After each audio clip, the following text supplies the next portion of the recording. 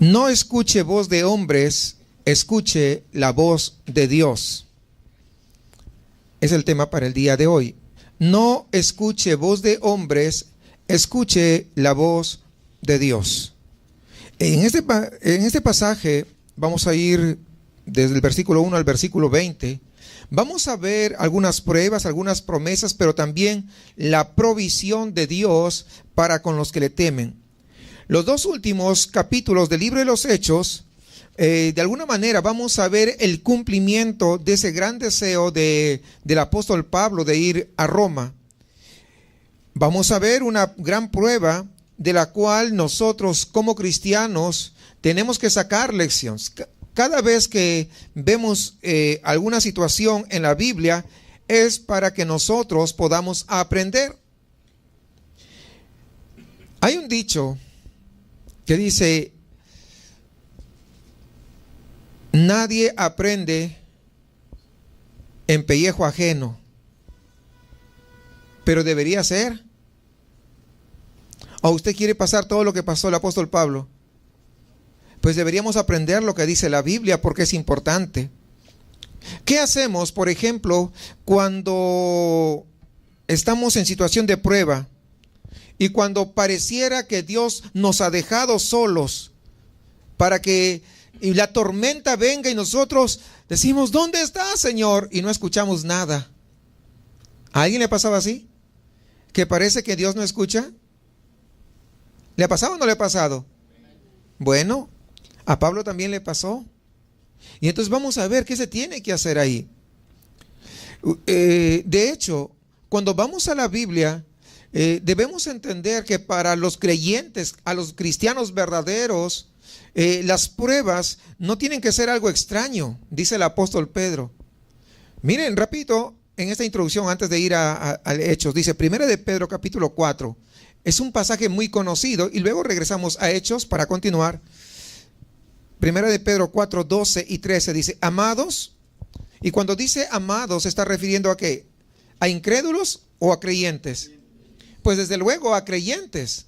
Fíjense, está refiriéndose a creyentes como usted y como yo. Amados, no os sorprendáis del fuego de prueba que os ha sobrevenido, como si alguna cosa extraña os aconteciese.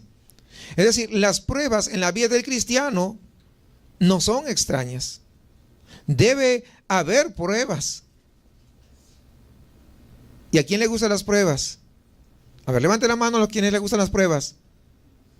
Pues a mí tampoco, yo no levanto la mano. Pero ¿sabe qué? Pero van a venir. Van a venir las pruebas. Es así. ¿A cuánto le gusta estar agripado? A nadie. Pero la gripa viene sin que pida permiso, ¿cierto? Igual van a venir las pruebas. La diferencia es que las pruebas, todo depende de cómo recibamos las pruebas. ¿Recuerdan ustedes cómo lo hemos visto ya? ¿Cómo debemos enfrentar las pruebas? Con gozo. ¿Y qué más?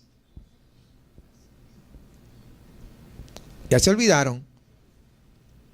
Y fe. Con gozo y fe. O sea, no te sorprendas si viene la prueba. Sorpréndete si ya tienes un buen tiempo y nunca te ha pasado una prueba. Porque algo no está bien. Porque a los hijos de Dios siempre van a venir las pruebas, porque Dios es el instrumento que utiliza, son las herramientas que utiliza Dios para poder santificarnos. ¿Cuántos quieren ser santificados? Pues esperes pruebas entonces. Porque esa es la forma como Dios utiliza. Esa es la herramienta de Dios, las pruebas. Por otro lado, si vamos al Antiguo Testamento, en 2 de Crónicas, capítulo 32, versículo 31, vemos cómo Dios deja a Ezequías para probarle, para hacer conocer cómo estaba su corazón. Dice en la segunda parte de 2 de Crónicas 32, 31, Dios lo dejó para probarle, para hacer conocer todo lo que estaba en su corazón. Es decir, para ver si lo que había era verdad, era cierto. Y muchas veces Dios va a permitir pruebas en tu vida y en mi vida para ver si es verdad lo que nosotros decimos. Tú estás en primer lugar, Señor. Y viene la prueba y ya no está en primer lugar. pero a veces sí, nos mantenemos firmes. Entonces, estamos nosotros siendo probados por el Señor. En un artículo decía lo siguiente: tarde o temprano, la guía de Dios que nos saca de la oscuridad y nos lleva a la luz, también nos sacará de la luz para llevarnos a la oscuridad. Es parte del camino de la cruz. ¿Sí comprende? Bastante claro, ¿no? Muy a menudo, hermanos, es Dios mismo quien nos lleva al desierto y nos deja para poder probarnos, para poder enfrentar al enemigo. ¿Recuerdan ustedes ahí en el Evangelio de Lucas capítulo 4, cuando Jesús, lleno del Espíritu Santo, volvió del Jordán y fue llevado por el Espíritu? ¿Ustedes recuerdan esa parte? ¿A dónde fue llevado? Al desierto por 40 días, y era tentado, dice el Evangelio, por el diablo, y no comió nada en aquellos días, pasados los cuales tuvo hambre. Hermanos, las pruebas definitivamente no nos ponen alegres. Sin embargo, cuando venga una prueba, podemos nosotros decir: gracias porque me estás perfeccionando. Gracias porque estás haciendo desarrollar mi paciencia. Gracias porque estás formando mi carácter. Gracias porque después de esta prueba, yo sé que si la recibo con gozo y con fe, me voy a parecer más a Jesucristo. ¿O no quiere parecerse a Jesucristo? ¿Seguro? Ya bajaron los amenes. Un predicador dijo una vez: nunca dudes en la oscuridad lo que Dios te dio en la luz. La realidad, hermanos, es que muchas veces dudamos, y no a veces, la mayoría de veces dudamos cuando no vemos la luz, cuando no vemos la guía de Dios y nos hallamos en medio de la oscuridad, muchas veces cuestionando las decisiones que tomamos. ¿Y por qué Dios permitió eso? Pues tú lo mismo tomaste la decisión. Y muchas veces esas decisiones que tomamos nos llevan a meternos en problemas. ¿A cuánto les ha pasado eso? Y yo creo que Hechos 27 tenemos una narración que nos va a ayudar con este dilema. Una historia de pruebas, una historia de promesas y de la provisión de Dios. Fíjese ahí en Hechos, vamos ahora sí, versículo 1 y 2. Cuando se decidió que habíamos de navegar, si usted se da cuenta, ese habíamos se está incluyendo el escritor, ¿verdad? Está hablando en primera persona, en plural. Para Italia, entregaron a Pablo y a algunos de otros presos a un centurión llamado Julio de la compañía Augusta, y embarcándonos de una nave adramitena que iba a tocar las puertas de Asia, zarpamos, es decir, salimos del puerto, estando con nosotros Aristarco, Macedonio y Tesalónica. Y como vemos, pues, este viaje comienza con gozo, comienza con alegría, porque se iba a cumplir el deseo del apóstol Pablo ya. Pablo no tiene que viajar solo, porque Lucas está mencionando, incluso ahí dice, nosotros en el versículo 2, estando con nosotros, es decir, que se está incluyendo ¿quién? El escritor, en este caso Lucas, ¿no? Estaba Aristarco, lo estaban acompañando ahí. Así que a menudo en nuestras vidas hay tiempos de gozo, hay tiempos de alegrías, sobre todo cuando hay alguien que nos está acompañando. Sobre todo los hermanos en Cristo, cuando están con nosotros, son tiempos de gozo, ¿o no? O sea, tiene que ser tiempos de gozo cuando nuestros hermanos nos están acompañando, ¿no? Y ahí dice nave adramitena. Y alguno de repente dirá, ¿y qué es eso? ¿Una nave? ¿Será una nave extraterrestre? ¿Qué? No, lo que está diciendo acá es que era una nave de un puerto que estaba al sur de Troas, y ese puerto se llamaba Adramicio. Ese era el nombre, Adramicio. Por eso se dice una nave adramitena, que era de Adramicio, ¿no? Actualmente está ubicado en Turquía. Y hago esta breve explicación porque algunos son muy observadores y dicen, ¿y qué significa esto? ¿No? Entonces estoy tratando de poder explicarles. Además, debería ser así siempre. El poder siempre preguntarnos lo que significa cada una de las palabras que nosotros leemos. Además de esto, quiero que vean un cuadro que vamos a ir desarrollando poco a poco adelante. La nave es un cuadro de la iglesia local. Ojo, no estoy hablando de la iglesia universal, sino estoy hablando de ¿qué? De la iglesia local.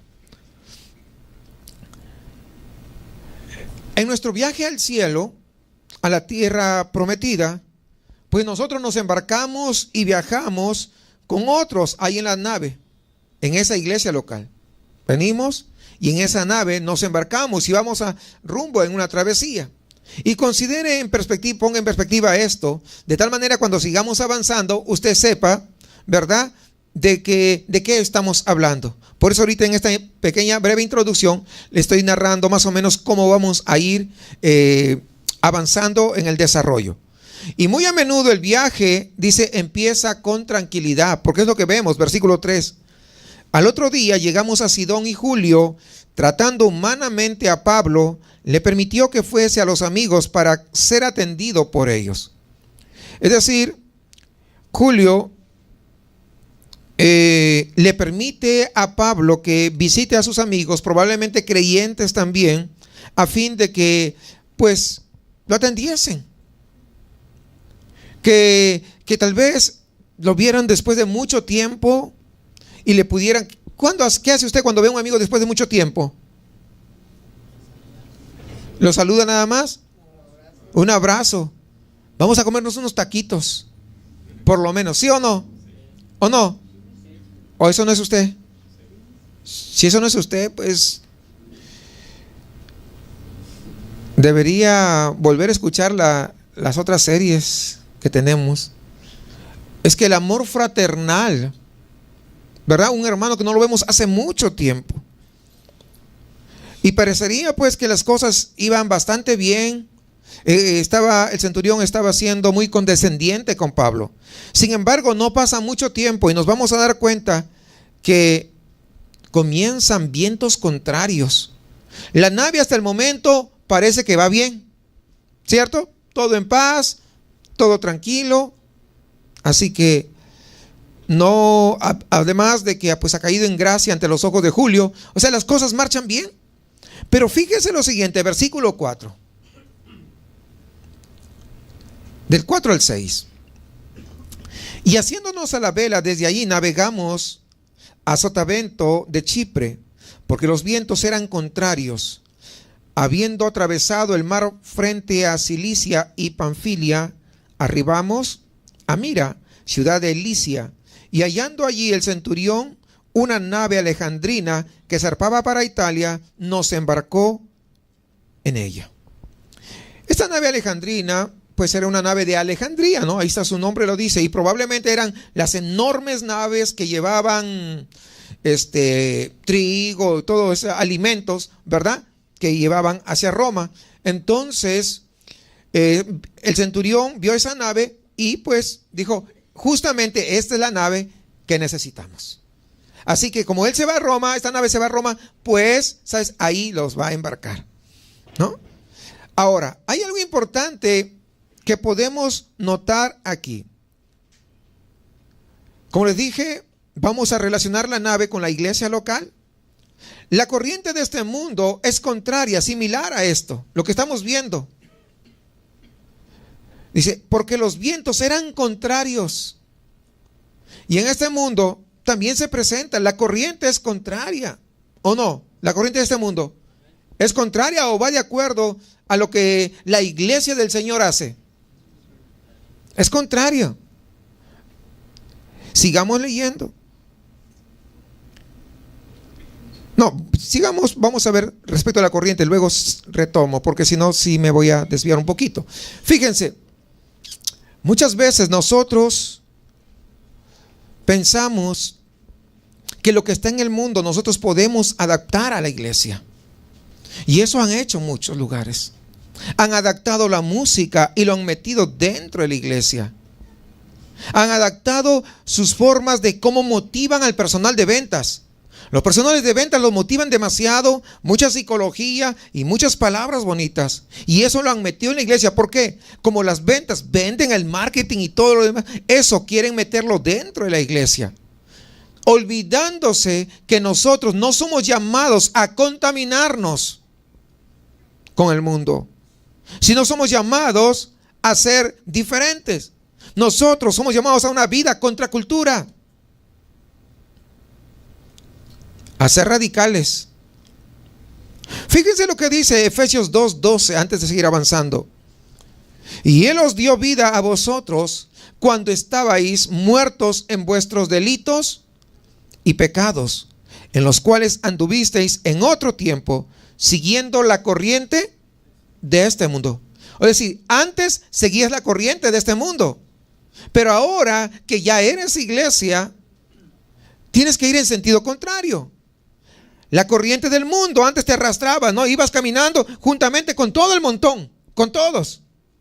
Pero ahora que tú eres cristiano, tú tienes que ir en sentido contrario. En todo el mundo va a querer empujarte, pero tú vas en sentido contrario.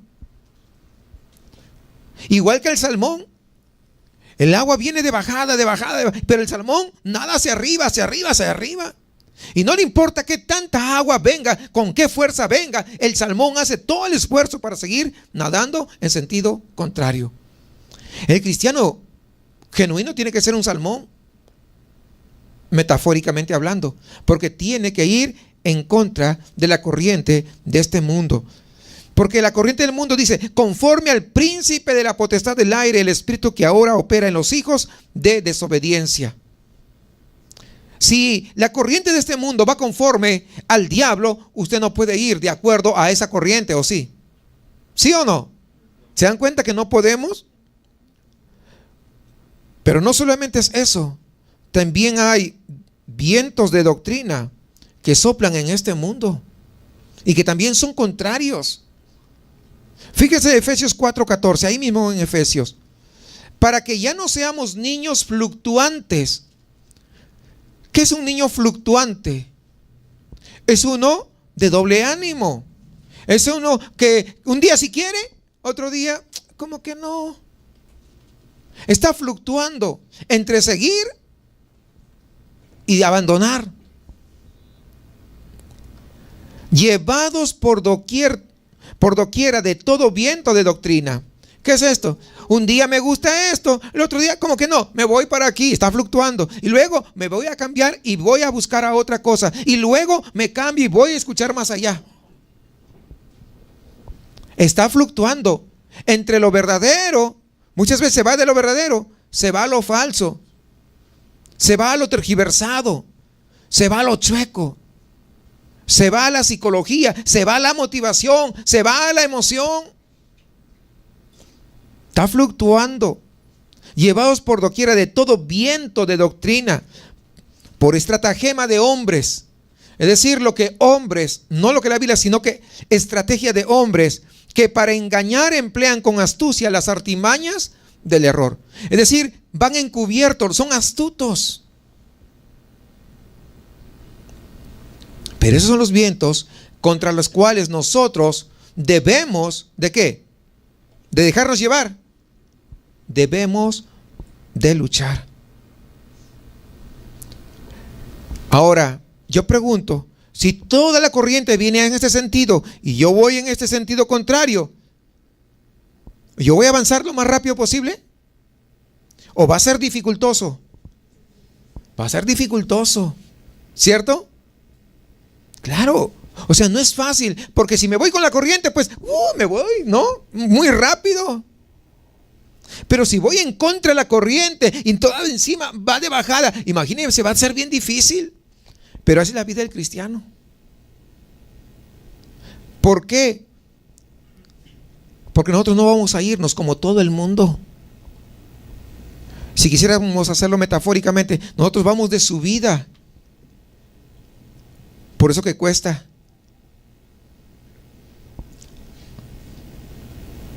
¿Qué es más fácil? ¿Subir o bajar? Bajar, ¿verdad? Es lo mismo. Como voy a ir en contra de la corriente, va a costar. Va a ser difícil. Va a costar lágrimas muchas veces. Muchas veces va a costar dolores de cabeza. Y muchas veces vas a llegar hasta la desesperación posiblemente. Pero sabes que no lo vas a hacer con tus fuerzas, y eso es lo importante, sino vas a hacerlo con el poder que Dios ha puesto en cada uno de nosotros, el poder de su Espíritu Santo. Pero somos nosotros quienes tenemos que hacerlo, porque ya tenemos el poder de Dios. No, es que yo no puedo. No te estás dejando, porque ya tenemos el poder, porque eso dice la Biblia. Así que con el paso del tiempo vemos que avanzar esta nave es algo realmente difícil. Versículo 7, sigamos ahí. 7 y 8. Navegando muchos días despacio y llegando a duras penas frente a un nido. Mira, a duras penas. O sea, ¿qué significa? Que fue bien difícil el viajar. Porque nos impedía que el viento, esa corriente. Navegamos a sotavento de Creta frente a Salmón, y costeándola con dificultad llegamos a un lugar que llaman Buenos Puertos. Y déjeme decirle que de Buenos Puertos no tenía nada. El nombre nada más. Estaba leyendo la referencia y realmente no era nada bueno ese Buenos Puertos. Solamente lo único bueno tenía el nombre, ¿no? Cerca del cual estaba la ciudad de Lasea. Es como el pasaje dice, pasan muchos días, pues es despacio, a duras penas, y la iglesia muchas veces sucede así. Hablamos de la iglesia local. A duras penas a veces vamos avanzando. Hay un poquito de crecimiento, porque el viento de este mundo va a ir en contra y no va a parar. Y algunos se van a cansar, algunos se van a desanimar, algunos van a decir, ya no sigo. Pero ¿sabe una cosa, hermanos? Para eso Dios nos hizo que seamos un solo cuerpo, de tal manera que nos preocupemos unos por otros. Es cierto que a algunos ya le hemos invitado tantas veces, lo hemos animado tantas veces que pues dices, ¿y ahora de qué se trata, no? Pero hay algunos que de repente están empezando y hay que ayudarlos, hay que animarlos, hermanos. Porque lo fácil, ¿no? Lo fácil es que decir, pues estaban con nosotros y como no eran de nosotros, pues se fueron al mundo. Eso es lo más fácil, ¿verdad? Es la salida fácil. Pero eso no es así. Nosotros tenemos que ir, que animarlos, que invitarlos, que motivarlos. Hacer todo lo que esté de nuestra parte, mi hermano. ¿Sí comprende eso? O sea, todo lo que esté de nuestra parte. Algunos ya no se dejan, ¿no? O sea, algunos ya te tienen identificado hasta el teléfono, ni siquiera te quieren contestar. Y esa es otra cosa, ¿verdad? Pero nosotros no podemos quedarnos así. Si algún hermano, alguna hermana, no, porque hay que entender que la corriente lo quiere arrastrar y yo no lo voy a dejar que lo arrastre, lo voy a tratar de agarrar a como dé lugar. Orando por él, orando por ella, extendiéndole la mano, visitándole.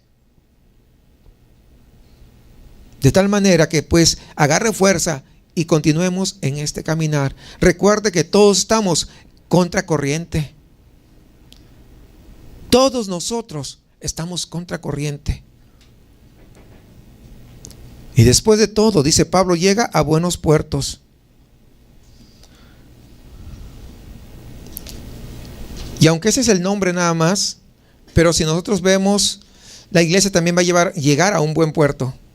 Y ese no es de nombre, es un puerto genuino, un puerto verdadero. Sin embargo, aquí, hermanos, a pesar de que vemos que Pablo dice que llega a buenos puertos, acá vamos a ver que empiezan algunos problemas. Y esos problemas, ¿sabe por qué se van a dar? Por desvíos que hay en el camino. Por eso que tenemos que estar atentos. Desvíos que hay en el camino. Vamos a ver una mala decisión, malísima. Versículo 9. Y habiendo pasado mucho tiempo y siendo ya peligrosa la navegación, por haber pasado ya el ayuno, eso es la fiesta de Yom Kippur que celebran los judíos, ¿no? ¿Verdad? Entonces, había pasado ya el ayuno, Pablo les amonestaba diciéndoles: varones, veo que la navegación va a ser con perjuicio y mucha pérdida, no solo del cargamento y de la nave, sino también de nuestras personas. Pablo estaba advirtiendo, pero el centurión daba más crédito al piloto y al patrón de la nave que a lo que Pablo decía. Y siendo incómodo el puerto para invernar, la mayoría, la mayoría de los que estaban ahí, acordó zarpar, es decir, salir del puerto para poder navegar.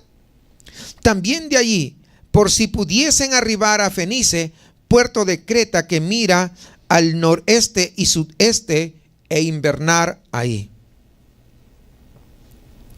Ahora nosotros vemos que la decisión del centurión fue mala, porque ya sabemos qué es lo que pasó después. Pero tenemos que pensar en la situación. El centurión ve que el evangelista, que Pablo, estaba ahí en cadenas y dice: no. Pero el piloto y el dueño, vamos a decir, con años de experiencia, dice: sí, vamos a navegar, vamos a zarpar, no hay problema. Y Pablo dice: no, no lo hagan. Y cuando toman acuerdo, la mayoría dice: no, sí, zarpemos. ¿Por qué? Porque quedarse a invernar en buenos puertos, era un puerto chiquito, era incómodo, no tenía todas las comodidades que había en Creta. Entonces ellos lo estaban mirando desde un punto de vista ¿qué? Humanista, sensual. Se estaban dejando llevar por los sentimientos, por las emociones. Y Pablo le dice: no vayan, no vayamos allá. Se va a echar a perder toda la carga, se va a echar a perder al barco, e incluso las personas, nosotros podemos perder la vida. Pero todo el mundo dice: no, no. Es más, dice que todos toman de acuerdo, ¿verdad? Todos: no, no, zarpemos. ¿Por qué? Porque estaban buscando ¿qué cosa? La comodidad. La comodidad.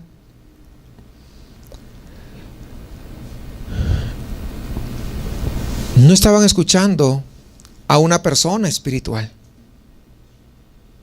No sé si usted entiende.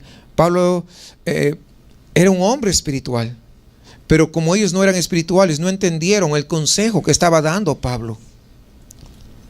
Y ese es el asunto, el no obedecer a Dios, el no hacerle caso a Dios. No te puedo hacer caso, Pablo. ¿Sabes qué?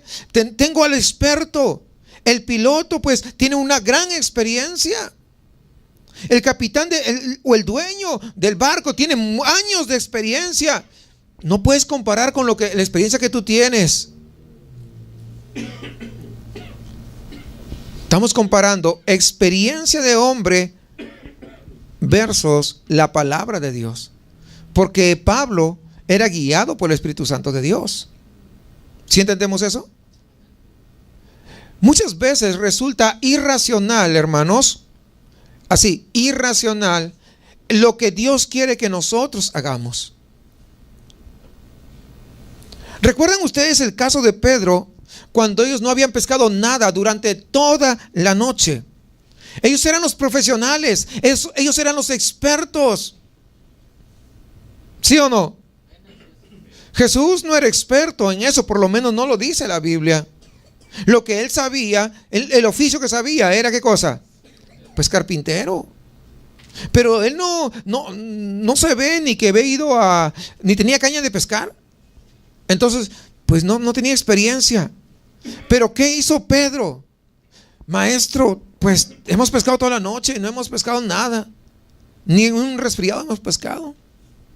Así que, y ahora nos vienes y nos dices que echemos las redes. Pues bueno, lo vamos a hacer, dice.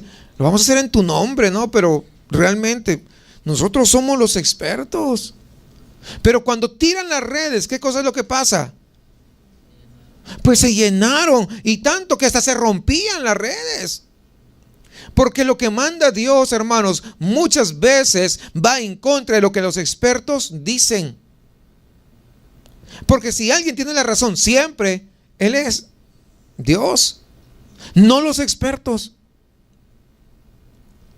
Entonces, si bien es cierto, ellos tenían experiencia y todo, no podríamos echarle la culpa de todo al centurión, pero sí podemos aprender de su error. ¿Cuál fue su error? No creer en la palabra de un hombre de Dios, sino creer en la palabra de hombres, de humanos, expertos sí, pero que no conocían el futuro. Pero Dios conocía el futuro, ¿sí o no? Claro. Muchas veces desviamos, hermanos, la mirada del camino de Dios cuando nosotros damos más crédito a los expertos que a lo que dice la palabra del Señor. Usted puede entrar en cualquier librería que se dice cristiana y encontrar cientos, si no miles de libros escritos por expertos en las diferentes áreas de la vida cotidiana. Hay expertos en consejería, hay expertos en evangelismo, hay expertos en teología, hay expertos en la familia, hay expertos en la iglesia local. Y todos los autores tienen títulos, 1, 2, muchos, y tienen todos sus años de experiencia y por lo tanto hablan como con autoridad sobre todos los temas que ellos comienzan a disertar en sus diferentes libros. Pero ¿saben qué? ¿Qué dice la Biblia? Muchos de los jóvenes que están allá conectados en el internet y que tienen sus blogs y tienen sus cuentas de Facebook, que publican lo que otros dicen, que su teólogo favorito dice, lo publican. Pero eso no es tan importante. Lo importante es lo que dice la Biblia. Es más, muchos de ellos leen los libros de sus teólogos favoritos, pero no leen la Biblia. Por lo tanto, no sirve de nada. Quieren aconsejar o pretenden aconsejar, pretenden tener la doctrina correcta, leyendo de diversos lugares, lo cogen y lo ponen. Y todavía algunos se atreven a discutir. Algunos se han convertido ellos mismos en pastores cibernéticos. Pero un pastor cibernético, si no tiene llamado de Dios, no sirve de nada. ¿Por qué? Porque lo único que en la mayoría de los casos se creen los grandes maestros. Y están solamente para señalar y para juzgar a todos los demás. Decir que ellos tienen la verdad, pero no tienen corazón de pastor. Y así hay muchos que lo están siguiendo. Entonces, ¿qué están haciendo? Están cogiendo de expertos, opiniones de expertos. Ahora, no estoy diciendo que es malo tomar en cuenta lo que dicen los expertos, pero ¿qué dice la Biblia? Eso es lo importante, mis amados hermanos. Muchas veces un experto dice una cosa y todo el mundo lo sigue. Hace poco no, 2 años, sacaron que un cristiano se puede suicidar. Un cristiano verdadero, genuino, se puede suicidar. Y como ellos dentro de su teología dicen, pues que si ya fue predestinado para salvación, se va a salvar a como dé lugar. Es decir, aunque se suicide. Y muchos comenzaron a hacer eco de esas voces. Pero ¿saben una cosa? Si vamos a la Biblia, en todos los casos que vemos en la Biblia, no hay un solo caso, no hay uno que un hijo de Dios se haya suicidado. El único caso que tal vez se acerque es el de Sansón. Pero él no se suicidó. Él lo hizo para tomar venganza de los enemigos. Y ustedes saben la historia. Pero no vemos a nadie que se haya suicidado. ¿Se dan cuenta cómo caemos en errores? Hermanos, pueden ser gente que saben, pero no son infalibles. La Biblia es infalible. ¿Cuántos entienden que la Biblia es infalible? Por eso nosotros tenemos que guiarnos por lo que dice que la palabra de Dios. Hay que considerar, sí, pero ¿qué dice la Biblia? ¿Qué dice Romanos? ¿Qué dice Efesios? ¿Qué dice Gálatas? ¿Qué dice Timoteo? ¿Qué dice Apocalipsis? ¿Qué dice Génesis? Hay tanta enseñanza, hermanos. Escúcheme, siempre nos vamos a equivocar cuando nosotros damos más crédito a los expertos que a las palabras de Dios, que a la escritura de Dios. Siempre. Siempre. Siempre. Y sabe que Nada bueno puede venir de tomar una decisión donde damos más crédito a los expertos. Por más, aunque haya escrito 100 libros.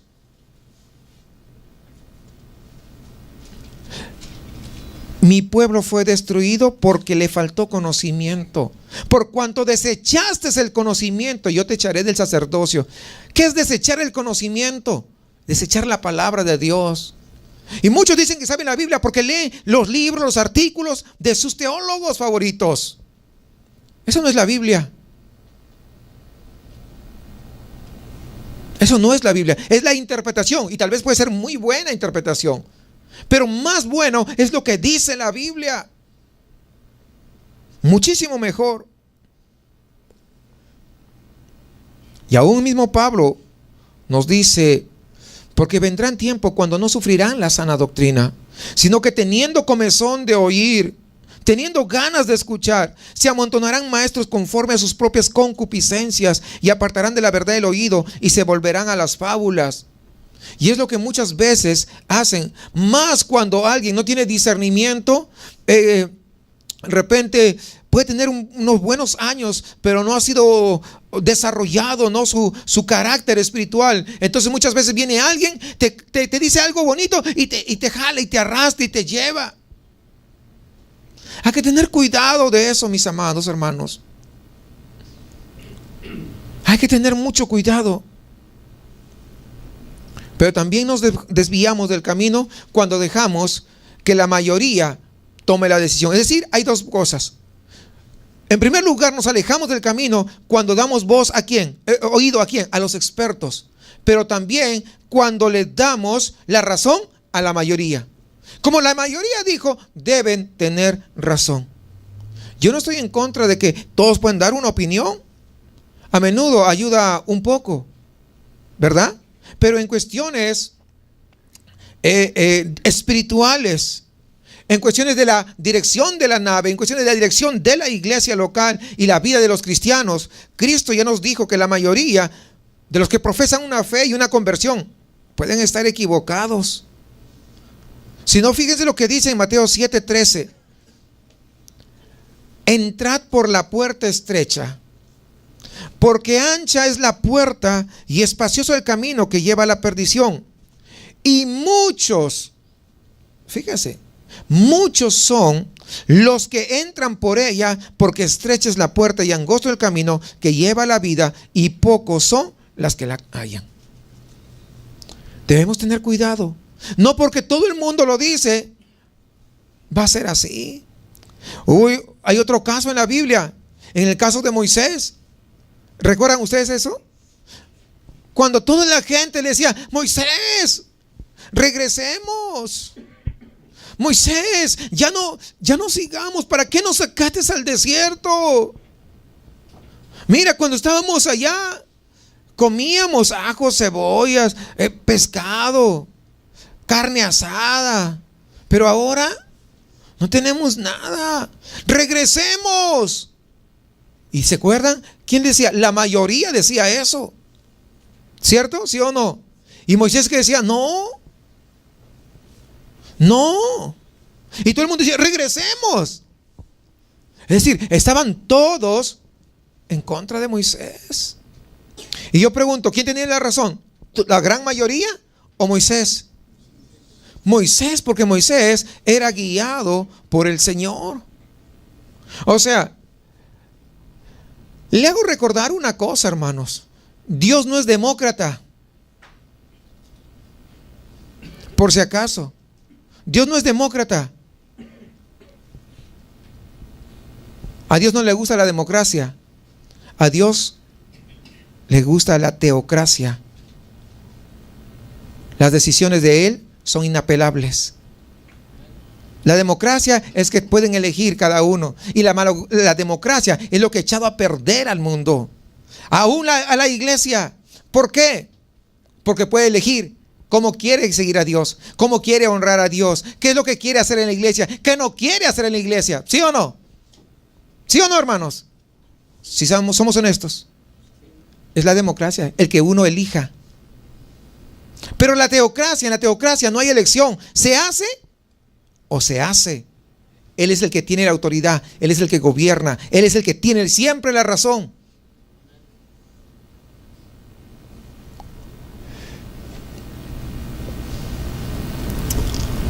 Téngalo por seguro, hermanos. La mayoría de los que se denominan cristianos y aún los expertos, los eruditos, no quieren seguir al pie y en obediencia a lo que dice la Biblia. Más bien, como la mayoría en Hechos 27:12 que hemos leído, ellos quieren seguir su propio parecer, lo que ellos quieren. Un parecer que se basa ¿en qué? En la comodidad, en lo que es mejor para ellos. Tomemos en cuenta lo que dicen los expertos y escuchemos la opinión de la mayoría. Pero al fin y al cabo, ¿sabe qué? Siempre tenemos que basarnos en qué dice la Biblia. Siempre. Eso es lo mejor. Muchas veces las personas, el ser humano, está muy acostumbrado a recibir la alabanza de los demás. Oye, ¿tú qué opinas de esto? No, yo pienso que estás bien. Yo también creo que tú te mereces esto. Tú te mereces aquello. Y comienzan a alabarte, te comienzan a echar porras. No, sigue. No, yo no creo que... no importa lo que diga el resto, pero nosotros somos tus amigas, somos tus amigos y te vamos a decir, tú sigue echando ganas. Y todo, aunque esté todo torcido. ¿Sabe qué? Eso no importa. No importa recibir la alabanza del mundo. No importa recibir la alabanza de nuestra familia. Lo que importa es recibir la alabanza del Padre Eterno. Porque Él es justo, Él es sabio. Y si nosotros queremos recibir la aprobación de Él, tenemos que obedecerle a Él. Aunque nadie nos apruebe, si Dios nos aprueba, es suficiente, ¿sí o no? Claro. Es decir, debemos buscar siempre la aprobación de Dios, no de nuestra familia, no de los hermanos, sino la aprobación de Dios. Sin embargo, a pesar de todo, hermanos, como humanos que somos y como vivimos en un mundo caído, en muchas oportunidades vamos a tomar malas decisiones, a pesar de lo que estamos hablando. Todos hemos tomado malas decisiones, ¿sí o no? ¿O no? ¿O solamente yo?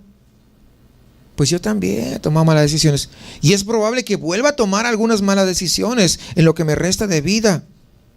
Porque así es la vida. Porque somos seres humanos. Porque tenemos la tendencia a hacer las cosas mal. Pero ¿qué pasa si nosotros tomamos malas decisiones? Pues van a venir las consecuencias. Van a venir las consecuencias. O sea, eso que ni qué. No hay escapatoria de ello. Y es lo que vamos a ver. Versículo 13. Las malas consecuencias. Y soplando una brisa del sur, pareciéndoles que ya tenían lo que deseaban, levaron anclas e iban costeando Creta. Fíjense ustedes. Y soplando una brisa del sur. Las circunstancias, yo quiero que sepa, pueden engañar, pero Dios no te va a engañar. Lo que tú ves alrededor te pueden engañar, pero Dios no te va a engañar nunca, porque Él no es mentiroso. Es decir, ellos tomaron una decisión con base en ¿qué? A su propia comodidad, en base a la opinión del experto, desechando el consejo de Pablo en este caso. Y vea la confirmación, qué bueno. Una brisa del sur. ¡Wow! Perfecto. No, eso tiene que ser de Dios. ¿Sí o no? Esto tiene que ser de Dios. Pero ¿sabe una cosa? Y quiero aclararles y quiero que esto le quede bastante claro a ustedes. Dios no nos guía así. Dios no nos guía en base a las circunstancias. Dios nos guía en base a su palabra. Una vez a alguien, estábamos platicando y me comentó algunas cosas de lo que sucedía ahí en donde se congregaba. Y yo le dije, pues eso es antibíblico, ¿no? Y le expliqué las razones. Y después, sí, ya me di cuenta y se había dado cuenta que lo que estaban enseñando, pues nada que ver con lo que decía la Biblia. Y le dije, ¿y qué haces allí? ¿Qué haces allí? Si ya te has dado cuenta, has escuchado e incluso has venido acá a la congregación, te has dado cuenta de la diferencia, y cuando vas te das cuenta y estás ahí mirando que no se dicen las cosas como tiene que ser, la doctrina no es la correcta, ¿y qué haces ahí? Ay, es que pues estoy esperando. Yo creo que Dios me tiene que guiar por circunstancias, ¿no? Dios tiene que poner el camino, la forma para yo cambiarme de iglesia. Si no, yo voy a seguir allí. Así me dijo. Si Dios no pone las circunstancias, entonces entiendo de que debo seguir ahí. Es decir, si está, a través de la palabra tú te das cuenta que estás en la mentira, que te están predicando mentira, ¿vas a seguir ahí? Sí, es que las circunstancias, ¿sabe qué? Dios nunca jamás te va a guiar por circunstancias. Vemos acá, estamos viendo un ejemplo. ¿Se dan cuenta? Ese es un caso terrible, hermanos. Porque más importancia le dan a las circunstancias que a la palabra de Dios. No dice, la circunstancia es lumbrera en mi camino. ¿O sí? Pero muchos creen eso. Así les han enseñado. La Biblia, ¿qué dice? Lámpara es a mis pies y lumbrera. ¿Pero qué cosa? La palabra, no la circunstancia. ¿Sí comprendemos eso, mis amados hermanos? Es decir, jamás debemos dejarnos llevar por una circunstancia. Imagínense. Supongamos, hay un fuerte viento y se cae el techo. ¡Ah! Es así. No, Dios no quiere que vayas a iglesia porque se cayó el techo. Yo pregunto, ¿será eso la voluntad de Dios? Pero algunos pueden tomar de pretexto cuando son enseñados de esa manera, que las circunstancias, ¿verdad? Entonces, pues, voy a tomar el camión para ir a trabajo, pero justo se me pasó 5 minutos antes que yo y va a demorar. No, yo creo que Dios no quiere que vaya a trabajar.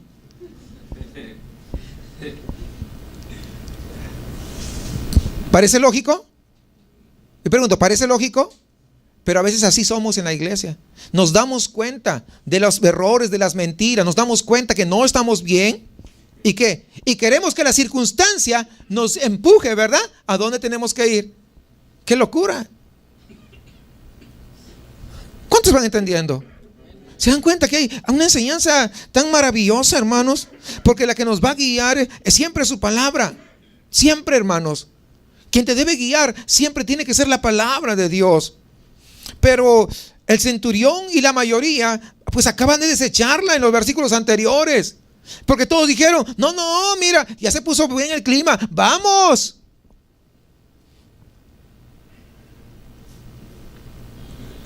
Me estoy acordando un día que vine para acá, salí de la casa, venía con camisa manga larga y todo, dije, no, mírate el solcito. Pero los pronósticos habían dicho que iba a llover, pues ni nubes se ven, y me vine. Ya está faltando una cuadra, comenzó un viento bien fuerte, así recio, y comenzó de inmediato a llover, y yo venía así con un, ¿cómo se dice? Una playerita bien delgadita, y comencé, ay, pero ¿por qué no hice caso? Porque yo no soy el experto, hermanos. Pero fue apenas una mojadita, ¿verdad? Pero así sucede. Nos dejamos impresionar por las cosas que vemos. Dios no te guía por las circunstancias, mucho más para seguirle. Pero siempre va a venir la cosecha de lo que sembramos. Es inevitable. ¿O no? Es inevitable. Lo que se siembra, pues se va a cosechar. Versículo 14, sigamos por favor. Ahí en Génesis 27. Perdón, Hechos. Ya me estoy regresando a Génesis, ¿verdad? Ese es de los martes, ¿no? Hechos. No, lo estaba haciendo para ver si están atentos, ¿verdad? No se crean, me equivoqué. Hechos 27. Versículo 14. Pero no mucho después dio contra la nave un viento huracanado llamado Euroclidón. Son los vientos fuertes que venían del este. Euroclidón. Mire el nombre que le pusieron. ¿Sabe qué? El tiempo lo prueba todo y no pasa mucho tiempo. Y ya sabemos que Pablo tenía toda la razón y que los expertos Y la gran mayoría estaban equivocados. ¿Se dan cuenta? ¿Se dan cuenta? Siempre la palabra de Dios tiene la razón.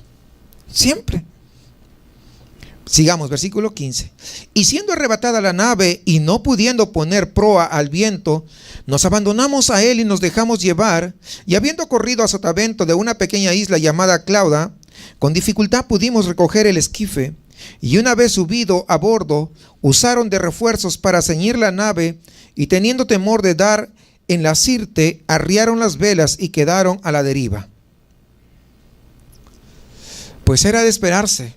A pesar de las buenas intenciones, a pesar de la sinceridad, después de tomar una mala decisión, uno siempre va a sufrir las consecuencias. Es decir, no se trata de ser sinceros. No se trata de tener buenas intenciones. Se trata de seguir lo que dice la palabra de Dios.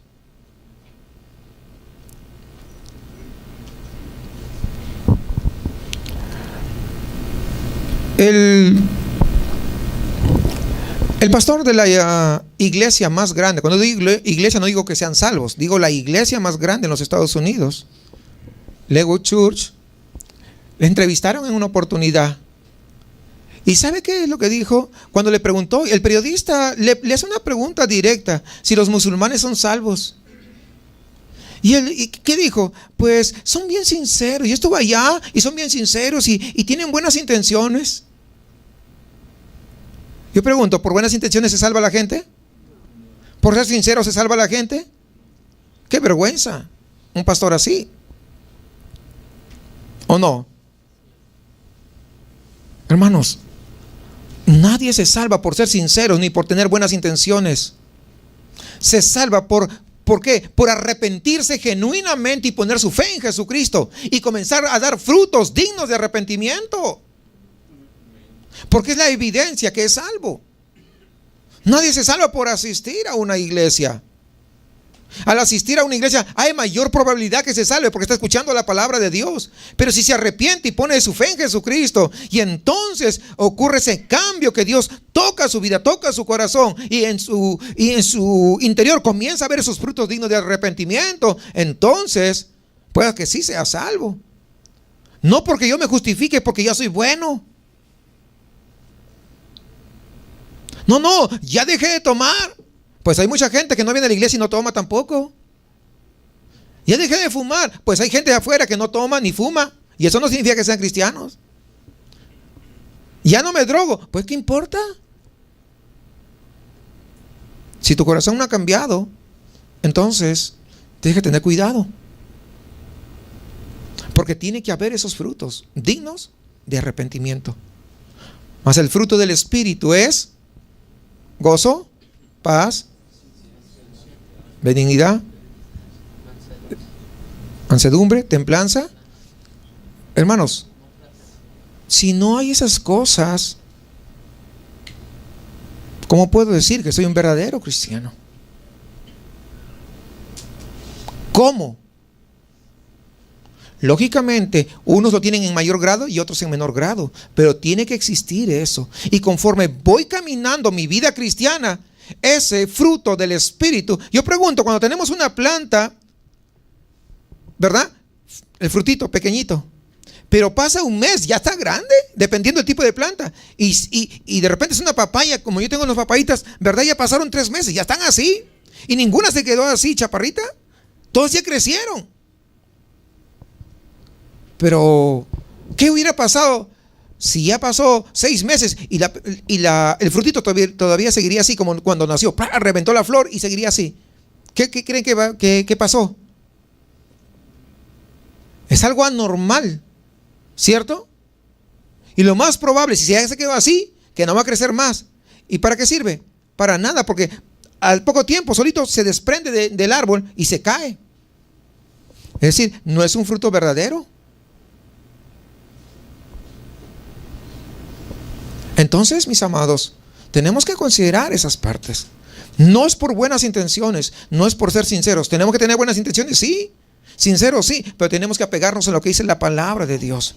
Porque fíjense, siendo sinceros y teniendo buenas intenciones, después de tomar una mala decisión, igual se van a sufrir las consecuencias. Igual se van a sufrir las consecuencias. Este muchacho que le estaba diciendo, que le dije, ¿qué es lo que sucede? ¿Qué es lo que pasa? ¿Por qué no toma una decisión de buscar una iglesia que sea de sana doctrina? No le dije, vente acá. Le dije, ¿por qué no te buscas? Y que me dijo, las circunstancias. No, Dios no me tiene que guiar por las circunstancias. Dije, eso no va a pasar nunca. Es como algunos quieren que baje un ángel del cielo para que diga, tú tienes que irte para allá, tú te vas a congregar allá. Un ángel del cielo, están locos. Eso no va a pasar. Tenemos que ver lo que dice la Biblia. ¿Saben qué? Las consecuencias vinieron a su vida. Si no estaba en una iglesia que estaba fundamentada en la palabra de Dios, ¿saben qué? El muchacho ya no sigue. Iba una vez a la semana, iba puro domingo. Ahora va una vez al mes. Porque ahora tiene otras prioridades. Y dice que va bien, entre comillas. Pero cuando lo veo, de solamente verlo y a platicar un ratito, pues sé que no está bien. Así sé que no está bien. Porque ahora más le interesan otras cosas, no las cosas espirituales. Entonces no se trata de sinceridad ni de buenas intenciones. Sigamos versículo 18, por favor. Pero siendo combatidos por una furiosa tempestad, al siguiente día empezaron a alijar.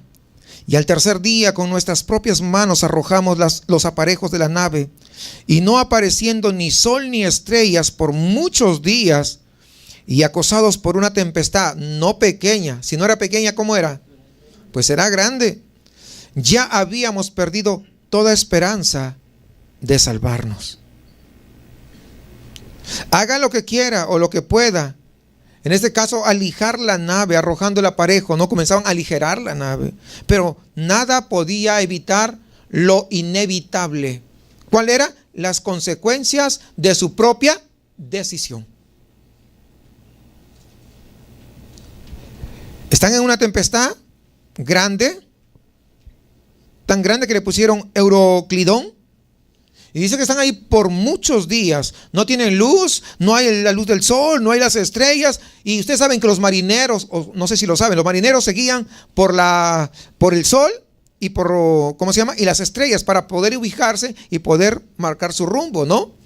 Acá en el norte, pues es la estrella polar, les ayuda mucho. Y están en el sur, pues la cruz del sur, las estrellas, ¿no? Que forman la cruz del sur. Y de esa manera se pueden ubicar, ¿no? ¿A dónde van ellos? Pero no se veía nada. Y cuando no ven nada, ellos pierden toda esperanza. Ellos creen que van a morir. Y es entonces a que podemos volver a la pregunta que nosotros hicimos al principio. ¿Qué hace usted durante los tiempos así en su vida? ¿Qué hace? Pareciera que Dios lo ha dejado. No hay luz. Usted no sabe qué hacer. No sabe qué dirección tomar. Ni siquiera sabe en dónde se encuentra para poder avanzar o retroceder. No sabe. Ellos pensaban que tenían dirección, pensaban que tenían confirmación. ¿Recuerdan? Pensaban que tenían dirección. O sea, vamos a ir a tal lugar. Luego pensaban que tenían confirmación porque vino una brisa suave. No, pues estamos de lo más felices. Pero ahora están en medio de una tremenda tempestad. Y al contrario, ahora parece que están a punto de morir. Por tanto, dice que pierden toda esperanza. ¿Qué hago? ¿A dónde voy? ¿Por dónde empiezo? ¿Dónde está Dios en todo esto? ¿Por qué no me ayuda? ¿Por qué no me da dirección? Estoy solo y ahora no sé qué hacer. Me he equivocado, pero ¿y ahora qué? Parece que Dios ya no quiere escucharme y no sé qué hacer. Dicho en otras palabras, metí las patas y ahora no sé qué hacer, porque Dios parece que ya ni me escucha. Lo que no nos damos cuenta es que son consecuencias de las malísimas decisiones que nosotros tomamos. ¿Está claro? Ahí está. ¿Qué podemos hacer? Es decir, estamos atravesando una prueba tan difícil. ¿Qué hacer en medio de esto? Recuerda, el cristiano, por más cristiano que sea, siempre a veces vamos a tomar decisiones de las cuales nos vamos a equivocar. Y yo quiero narrarles brevemente una parte. ¿Cuántos han leído El progreso del peregrino? No digo lo vieron, lo han leído. Porque verlo pues no es igual que leerlo, quiero que sepan. Cuando lo ves, es como yo he visto, por ejemplo, películas que lo llevan al cine de obras tan extraordinarias, pues no es igual. Porque no están todos los detalles. Cuando uno lo lee, están todos los detalles completos, ¿no? Entonces, es un buen libro, hermanos. Está más o menos considerable. Si no lo ha leído, debería leerlo. Ahora, no deje de leer su Biblia por leer El progreso del peregrino, pero léalo porque en ese progreso del peregrino, pues, de Juan Bunyan, es una alegoría de la vida cristiana. Se escribió alrededor del año 1650. Y justamente él escribe lo siguiente. Narra la historia de Cristiano, ¿verdad? Y su amigo Esperanza. Cuando ellos caen presos del gigante de la desesperación en el castillo de la duda, ¿verdad? Los que lo han leído pues ya más o menos saben. El problema empieza cuando se desviaron del camino de Dios por comodidad. Ellos iban caminando y cuando iban caminando sus pies estaban que ya no aguantaban. El camino no era suave. El camino había algunas piedritas, había cosas que ya casi lo estaban lastimando y ya no soportaban. Cuando de pronto dice que miran ahí alrededor, perdón, al costado, al lateral, dice, no habrá un caminito acá paralelo, y miran y dice, y ven como un jardín hermoso, y ven un camino hermoso de césped, y todo, wow, tremendo. Y dijeron, este es el camino que estaba buscando, dice Cristiano. Y Esperanza dice, no, le dice, no, nosotros tenemos que seguir. No, dice, mira, ve, lo veo que va paralelo. Van en la misma dirección. ¿Por qué nos vamos? Y finalmente avanzamos por ahí y después nos salimos. Pero bueno, lo convence a Esperanza, se van al otro lado y caminan en forma paralela. Siguen caminando. Ahora sí, qué suavecito que estaba el camino, ¿no? Está relajadito, les daban ganas de caminar porque ya no estaban lastimándose los pies. Y mientras siguen caminando, pues llega un momento que se cansan y se duermen, se quedan dormidos. Y el problema sucede que cuando ellos se quedan dormidos, el gigante de la desesperación se despierta y viene y los encuentra. Y les dice, ¿qué hacen? Han invadido mi territorio. Por lo tanto, ahora son mis prisioneros. Y los lleva presos al castillo de la duda. Y cuando los lleva al castillo de la duda, comienza a castigarlos. ¿Por qué? Por haber invadido su territorio. Y una vez que le castiga, los deja de hambre a los dos por días. Y ellos comienzan en ese momento a dudar. Comienzan, ¿y ahora qué cosa? ¿Por qué nos está pasando esto? ¿Qué es lo que está sucediendo? Es que ahora ya son esclavos de ese gigante de la duda. Porque prefirieron el camino ¿qué? De la comodidad. Abandonaron el camino que era difícil, que tal vez lo lastimaba. Y ahora pues no tienen más que obedecer. Ahora hasta encuentran cautivos. Desde el miércoles, dice, hasta el sábado, no le dio de comer absolutamente nada. Ni una gota de agua, sin luz, todo totalmente tinieblas. La situación era triste. No había amigos, no había conocidos. Y el gigante de la desesperación dice que los trata exactamente como la desesperación nos trata a nosotros. Cuando tomamos decisiones equivocadas. ¿Cuántos toman decisiones equivocadas? Y después no sabemos qué hacer. Y muchas veces entra la duda. ¿Pasa eso o no? ¿Qué hacer? ¿Qué hacer? Primero dice que este gigante los trata como animales, como perros. Y aunque ellos no le contestaban nada, y luego pues le da tremenda paliza, y así se la pasan. Y así estaban día tras día. Y entonces, ¿cómo puede ser posible que estemos aquí encerrados y no podamos hacer nada? ¿Por qué? Por buscar el camino cómodo. Cuando viene nuevamente el gigante, les dice: más vale que no hubieran nacido, porque ahora van a saber lo que es sufrir. Estoy más o menos tratando de recordar. Algunos de ustedes tienen mejor memoria que yo. Muchas veces nos encontramos así en esas situaciones, como Cristiano y Esperanza. Cuando estaban ahí Pablo ahí en la nave, nos desviamos del camino de Dios. Y pronto nos vamos a encontrar en una situación desesperada que no sabemos qué hacer. Perdemos toda esperanza, aún hasta de seguir viviendo, porque es lo que acabamos de leer, que habían perdido toda esperanza. ¿Qué hacer en esos momentos? Juan Bunyan lo sabía, porque seguía escribiendo sobre Cristiano y Esperanza en el Castillo de la Duda. Y dice que este gigante le dice: ¿por qué no se matan? ¿Por qué no se ahorcan para que no sigan sufriendo? No, o sea, le está dando ¿qué? Ideas. Háganlo. Háganlo. Y entra la duda de hacerlo. Yo le sugiero que lo lea, está muy bonito, muy interesante. Y luego cuando en ese momento como que Cristiano como que reacciona ahí. Qué tonto y necio soy de quedarme en este calabozo hediondo, apestoso, cuando bien pudiera pasearme en libertad. Dice como una frase así de que recordó algo. Tengo en mi seno una llave que estoy persuadido que podrá abrir todas las puertas.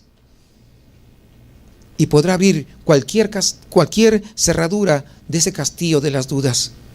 ¿Cuál es esta llave, hermanos, que nos podrá abrir la salida en los momentos de desesperación, durante los tiempos donde pasamos grandes dificultades? Pues eso lo vamos a ver el siguiente jueves. ¿Se las dejo? Porque si no avanzar, no termino, ¿verdad? ¿Cuál es la lección hasta lo que acabamos de ver? Porque es importante sacar la lección final antes de terminar. ¿Cuál es la lección? No se desvíe del camino de Dios. Sigamos lo que dice la Biblia, no a los expertos, no a la mayoría, hermanos. Una decisión de poder salir del camino de Dios siempre es una mala decisión y siempre trae sus consecuencias. Siempre sigamos lo que dice la palabra del Señor. Procuremos, hermanos, someternos en todo con gozo y con fe a la voluntad revelada de Dios mediante su palabra. Jamás nos olvidemos que su palabra es mejor que las voces de todos los hombres y mejor que las voces de los expertos, porque Él es el grande, porque Él es el sabio, porque Él es el bueno, porque siempre va a desear lo mejor para todos nosotros, sus hijos. Fallamos, es verdad, pero Él dio a su Hijo unigénito para que a través de el sacrificio vicario de la cruz nosotros podamos obtener el perdón de nuestros pecados, de tal manera que aunque fallemos, podamos reconocer de dónde hemos fallado y podamos acercarnos ante el gran trono de la gracia y alcanzar misericordia.